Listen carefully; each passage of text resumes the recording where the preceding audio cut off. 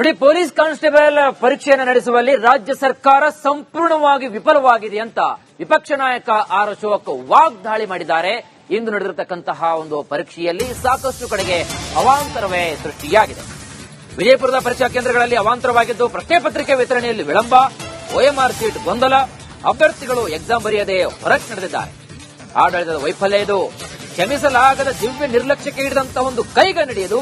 ನೈತಿಕ ಹೊಣೆಯನ್ನ ಹೊತ್ತು ಸಚಿವ ಪ್ರಿಯಾಂಕ್ ಖರ್ಗೆ ರಾಜೀನಾಮೆಯನ್ನ ನೀಡಲಿ. ಗೊಂದಲವಾದಂತಹ ಕೇಂದ್ರಗಳಲ್ಲಿ ಮರುಪರೀಕ್ಷೆಯನ್ನ ಮಾಡಬೇಕು.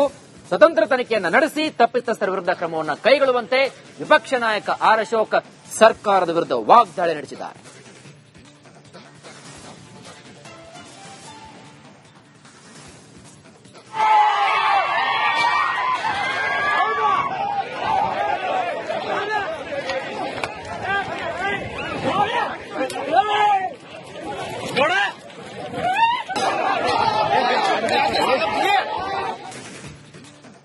ನೋಡಿ, ಪೊಲೀಸ್ ಕಾನ್ಸ್ಟೇಬಲ್ ಪರೀಕ್ಷೆಯನ್ನು ನಡೆಸುವಲ್ಲಿ ರಾಜ್ಯ ಸರ್ಕಾರ ಸಂಪೂರ್ಣವಾಗಿ ವಿಫಲವಾಗಿದೆ ಅಂತ ವಿಪಕ್ಷ ನಾಯಕ ಆರ್ ಅಶೋಕ್ ವಾಗ್ದಾಳಿ ಮಾಡಿದ್ದಾರೆ.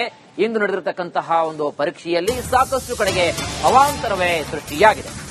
ವಿಜಯಪುರದ ಪರೀಕ್ಷಾ ಕೇಂದ್ರಗಳಲ್ಲಿ ಅವಾಂತರವಾಗಿದ್ದು, ಪ್ರಶ್ನೆ ಪತ್ರಿಕೆ ವಿತರಣೆಯಲ್ಲಿ ವಿಳಂಬ, OMR ಸೀಟ್ ಗೊಂದಲ, ಅಭ್ಯರ್ಥಿಗಳು ಎಕ್ಸಾಮ್ ಬರೆಯದೆ ಹೊರಗೆ ನಡೆದಿದ್ದಾರೆ. ಆಡಳಿತದ ವೈಫಲ್ಯ ಇದು.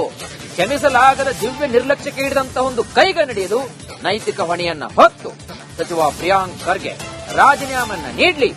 ಗೊಂದಲವಾದಂತಹ ಕೇಂದ್ರಗಳಲ್ಲಿ ಮರುಪರೀಕ್ಷೆಯನ್ನ ಮಾಡಬೇಕು. ಸ್ವತಂತ್ರ ತನಿಖೆಯನ್ನ ನಡೆಸಿ ತಪ್ಪಿತಸ್ಥರ ವಿರುದ್ಧ ಕ್ರಮವನ್ನು ಕೈಗೊಳ್ಳುವಂತೆ ವಿಪಕ್ಷ ನಾಯಕ ಆರ್ ಅಶೋಕ್ ಸರ್ಕಾರದ ವಿರುದ್ಧ ವಾಗ್ದಾಳಿ ನಡೆಸಿದ್ದಾರೆ.